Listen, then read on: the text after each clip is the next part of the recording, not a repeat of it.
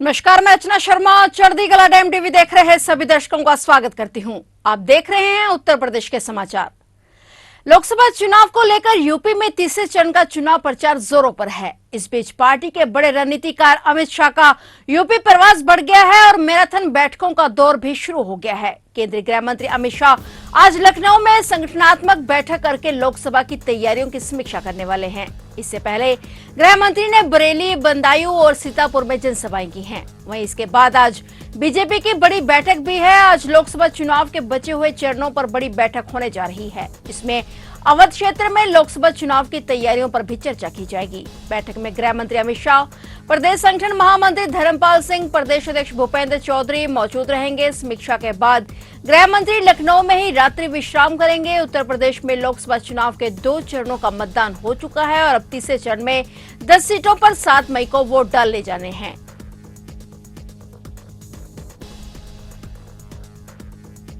भाजपा के स्टार प्रचारक और उत्तर प्रदेश के मुख्यमंत्री योगी आदित्यनाथ ने कहा कि हिंदुओं को अपमानित करने के लिए कांग्रेस ने हिंदू आतंकवाद शब्द दिया है। उन्होंने कहा कि कांग्रेस ने गुमराह करने के लिए जातीय जनगणना का झुंझुना पकड़ाया है। इनके माध्यम से यह हिंदू जातियों को लड़ाएंगे और जब आरक्षण का मुद्दा इनके मुद्दे से अलग हो जाएगा। सीएम ने कहा कि मजहब के आधार पर फिर से बंटवारा नहीं होने देना है। सीएम योगी ने यह भी कहा कि इन्होंने हिंदुओं को अपमानित तो किया ही है, साथ में भगवान राम के अस्तित्व पर भी प्रश्न खड़ा किया था और हिंदुओं को अपमानित करने के लिए यूपीए सरकार में हिंदू आतंकवाद का शब्द भी दिया था। सीएम योगी ने कहा कि आज कोई दुश्मन देश भारत की सीमा में आतंकीकरण नहीं कर सकता। नक्सलवाद, आतंकवाद समाप्त हो गया है। ये वही कांग्रेस है जिसने राम के अस्तित्व पर प्रश्न खड़ा किया था और यही कांग्रेस है जिसने हिंदुओं को अपमानित करने के लिए हिंदू आतंकवाद का शब्द भी दिया था।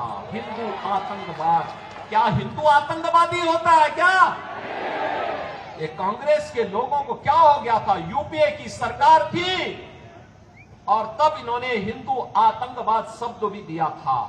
और आप याद करिए कौन व्यक्ति था देश का गृह मंत्री उस समय, याद करिए।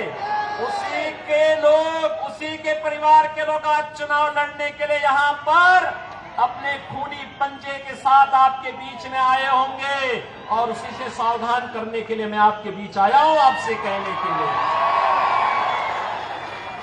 उस समय इन्होंने कहा था, जब मालेगांव के विस्फोट हो रहे थे, तब इन्होंने कहा था इसमें योगी आदित्यनाथ का भी नाम होगा, हम सीबीआई का रेड कराएंगे। हमने कहा एक बार प्रमाण के साथ भेजना मेरे पास थोड़ा। अपने कृत्यों पर इनको कभी पश्चाताप नहीं होगा। और बहनों और भाइयों, हिंदुओं को अपमानित करने के लिए, हिंदू आस्था पर कुठाराघात करने के लिए इन्होंने क्या कुछ नहीं किया है।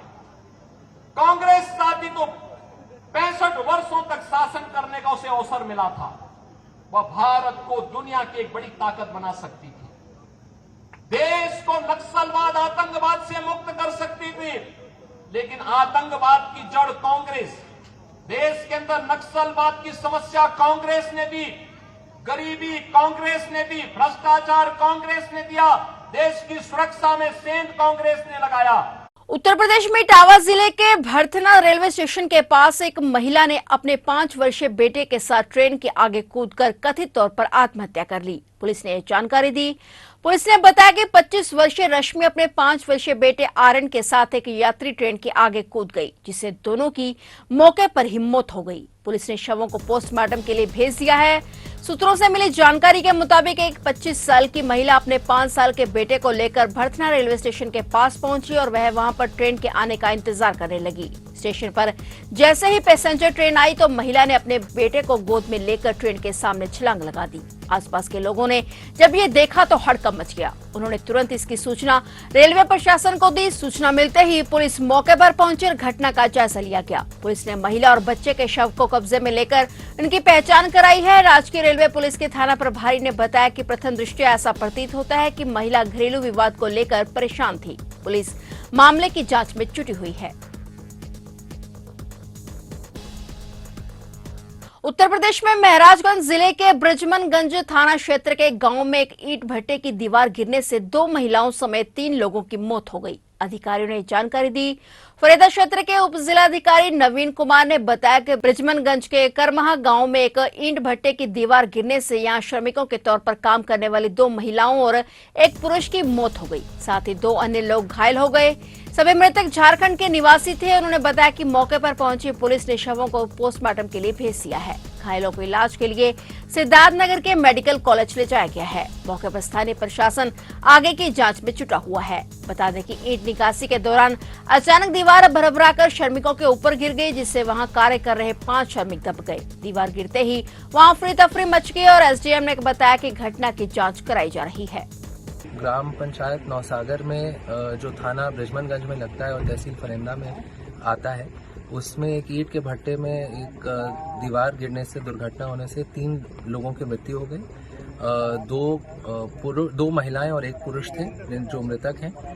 सभी बॉडीज को पोस्टमार्टम के लिए ले जाया जा चुका है। 2 लोगों को चोट भी पहुंची है, घायल भी हुए हैं। उनका उपचार यहाँ के निकटतम स्वास्थ्य केंद्र जो जनपद सिद्धार्थनगर में है, वहाँ पे कराया जा रहा है। आज कप्तान साहब और मेरे द्वारा मौके का निरीक्षण किया गया, परिजनों से बातचीत की गई। जो भी अनुमन्य कॉम्पनसेशन है वो जो पीड़ित परिवार है उनको दिया जाएगा और लापरवाही जो उजागर होगी इस जांच में एसडीएम की अध्यक्षता में एक जांच समिति भी बनाई जा रही है, जिसमें खनन विभाग, जिला पंचायत और अन्य विभागों के भी लोग रहेंगे। बहुजन समाज पार्टी की मुखिया मायावती ने लोकसभा चुनाव के लिए आज अपनी 11वीं लिस्ट जारी कर दी है, जिसमें उम्मीदवारों को मैदान में उतारा गया है। बहुजन समाज पार्टी की इस लिस्ट में केसरगंज, गोंडा, डुमरियागंज, संत कबीर नगर, बाराबंकी, आजमगढ़ सीट से प्रत्याशियों के नाम शामिल हैं। पार्टी ने केसरगंज सीट से नरेंद्र पांडे को प्रत्याशी बनाया है, तो वहीं आजमगढ़ में प्रत्याशी बदल दिया गया है। इसके अलावा लखनऊ पूर्वी सीट से उपचुनाव में पार्टी ने आलोक कुशवाहा को टिकट दिया है।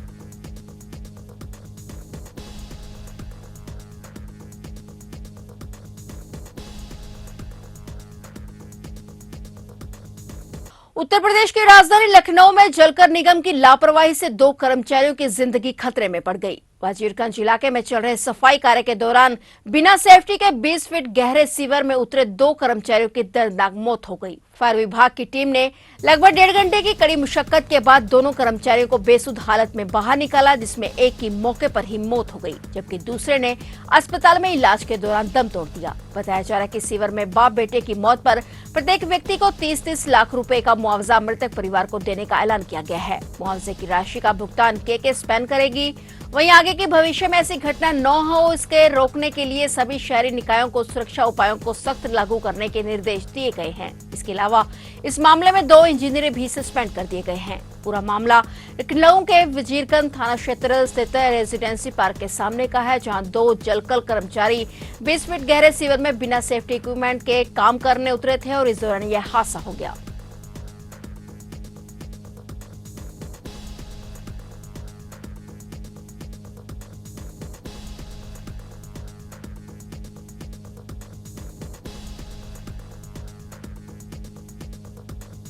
फिलहाल उत्तर प्रदेश के समाचारों में इतना ही। और नए समाचारों के साथ फिर से हाजिर होंगे। तब तक के लिए देखते रहिए चढ़ती कला टाइम टीवी और अब मुझे दीजिए इजाजत। धन्यवाद।